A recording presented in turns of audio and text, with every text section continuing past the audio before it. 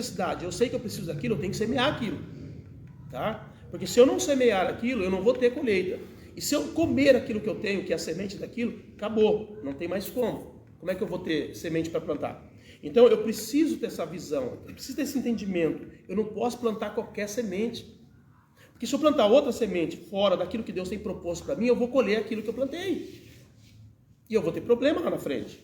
Às vezes, na hora que a pessoa está fazendo a burrada ali, a coisa errada, ela não percebe, ela não tem noção. Só que lá na frente vai vir a consequência, lá na frente vai vir a colheita. E quando a colheita chegar, aí a pessoa não vai querer receber. O apóstolo René, ele diz assim, o semear é livre, porém o colher é obrigatório. Você pode até semear alguma coisa que você não queira, mas depois você não vai poder escolher o que você vai colher. Entendeu? Para plantar eu escolho, mas para colher não. Tá? Então é sério demais. Pode falar, Nelson. A pergunta do senhor aí a respeito que devemos semear, que semente. Tem um agricultor nos Estados Unidos, lá nos Estados Unidos, que devemos semear a melhor semente. Sim, a melhor semente. Porque ele não tinha lá nos Estados Unidos, toda a parte do Texas ali, eles fazem aquele concurso, né? Chegou a época da colheita, eles fazem a melhor abóbora, o melhor milho, não sei o que. Certo. E esse senhor já ganhava lá, esse fazendeiro, ele já ganhava lá 4 vezes consecutivas, 4 anos seguidos ele estava ganhando, lá dos melhores milhos. Aí o repórter foi perguntar para ele, né, qual que era o que ele usava. O segredo, qual era o segredo, né? Para ter os melhores grãos. Aí ele falou, eu compro os melhores grãos do mercado, vou nas fazendas dos meus amigos aqui em volta e distribuo para eles. Certo. E planto no meu. Certo. Porque o que acontece? As abelhas, a polinização, né? Vai, a hora que levar pro dele, que o vento levar, vai vir coisa boa. Vai florescer o dele melhor. Sim. Entendeu? Porque se os amigos estiverem com grãos ruins, os grãos ruins vão para ele também. Vai vir, porque aí vai polinizar e vai trazer aquele gene, né? Então é muito importante nós entendermos o seguinte, além da gente querer uma colheita e semear aquela semente que você quer colher, você tem que escolher a melhor semente. E é muito comum às vezes, né, quando a gente vai ofertar na igreja, a gente sempre escolhe aquela menor nota, né? Agora, se a gente tiver a visão de que nós estamos semeando, não deveria ser assim, né? Entendeu? Não deveria ser assim. Inclusive, eu até dei o testemunho para os irmãos aqui, daquele pessoal que foi na igreja do Apóstolo Solé, lá da Ibacamp, né? Vocês estavam lá, quem foi lá aquele dia? Você foi, Maurinho, no dia que você... Fui. O irmão falou da irmã que morava no barraquinho lá. Não, mas não foi desse dia não. Foi um outro dia, na verdade vocês não foram. Esse dia vocês não foram, Foi, mês passado. Não. Esse daí foi esse trabalho que vocês foram, mas teve um outro trabalho que vocês não foram, onde o apóstolo contou essa experiência do pessoal que ele era muito pobre. O pastor ele era pobre mesmo, como diz aquela musiquinha lá, né? Pobre de marré, entendeu? O bichinho era, coitadinho, dava até dó. Diz que um dia ele desmaiou de fome. Você tem noção do que é uma pessoa desmaiar de fome? E aí ele chegou para Deus e disse para Deus, Senhor, eu não aguento mais viver dessa forma. O Senhor tem que fazer alguma coisa por mim. Aí Deus falou para ele assim, olha, o segredo da sua bênção financeira é você semear. E aí, a partir daquele dia, ele começou a semear. Começou a semear mesmo. Tudo que ele pegava, ele semeava abundantemente. Hoje ele é milionário, esse pastor. Milionário. E é engraçado porque o apóstolo falou assim que, como ele veio da classe baixa, ele era pobre, então o linguajar da gente que é mais pobre é um linguajar assim mais bruto, mais, né? Mas não é tão refinado igual uma pessoa culta, inteligente, rica, né? A gente que vem mais da classe baixa tem uma linguagem assim um pouco mais bruta, né? Então dá para perceber isso nele, porém o cara é milionário, entendeu? E o que ele faz todo lugar que ele vai?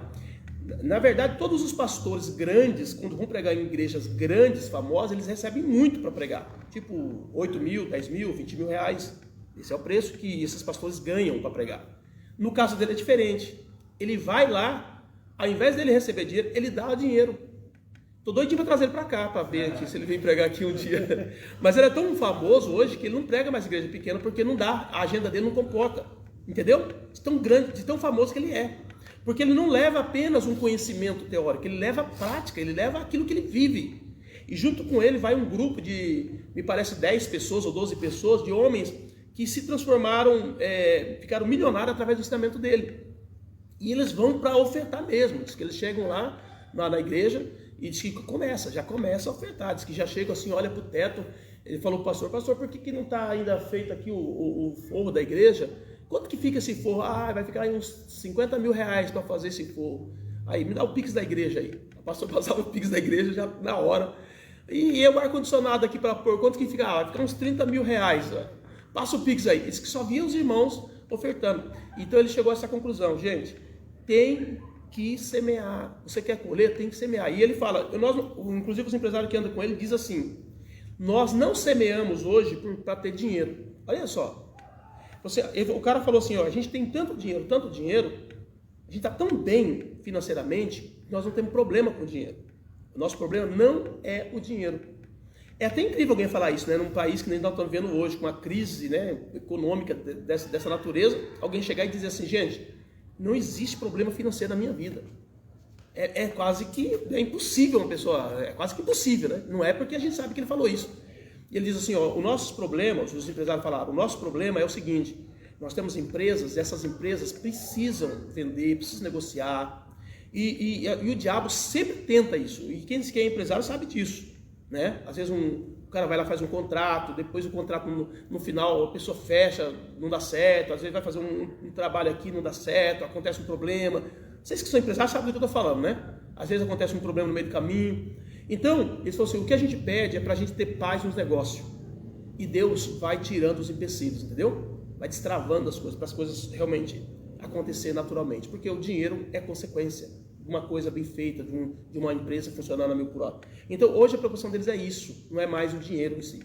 Então, deixa bem claro para nós que realmente nós precisamos semear. Eu sou um amante de plantação, então eu posso falar assim com propriedade nesse sentido do que é você plantar. De que você levar lá uma planta, colocar a planta e depois você vai lá e adquire a colheita. Então, como eu faço isso direto, eu sei que funciona. Se tem uma coisa que eu entendo é de plantação, eu gosto muito, desde da minha tenridade, eu trabalhava com roça, com horta, mexendo com essas coisas, então a gente sabe. E é fato, pessoal, se a gente verdadeiramente plantar, nós vamos colher. O problema é esse, o problema é que se a pessoa parar de plantar, ela entra numa escassez tão grande, que para ela entrar nesse ciclo, viu?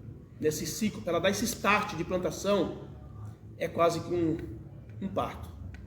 Entendeu? Porque ela fica sem nada, ela fica miserável. As pessoas que estão na igreja, muitas vezes, que não dão dízimo, que não dão oferta, que não participam de desafios que a gente faz, elas chegam e dizem, pastor, eu queria participar, mas eu estou até o pescoço de dívida. E aí você sabe por que elas estão assim? Porque pararam de semear. Entenderam ou não? Pararam de semear. Então é muito, muito importante para nós entendermos essa palavra, porque essa palavra aqui, ela é uma palavra que destrava de verdade uma pessoa no reino espiritual, tá? No reino financeiro também. Qual deve ser a atitude daquele que deseja semear nesse tempo? Lançar o pão sobre as águas, porque depois de muitos dias os achará. Aqui, já falei, aqui não é um pão de fato, é uma semente, entendeu? A semente do pão, a semente do trigo aqui no caso. Então, quer dizer, o cara foi lá e lançou a semente, chegou uma hora, vai ter o pão para fazer, vai ter o trigo para fazer o pão. Então, eu quero prosperar, então você tem que lançar a semente. Quer prosperar? Tem que lançar a semente, seja em qual área for.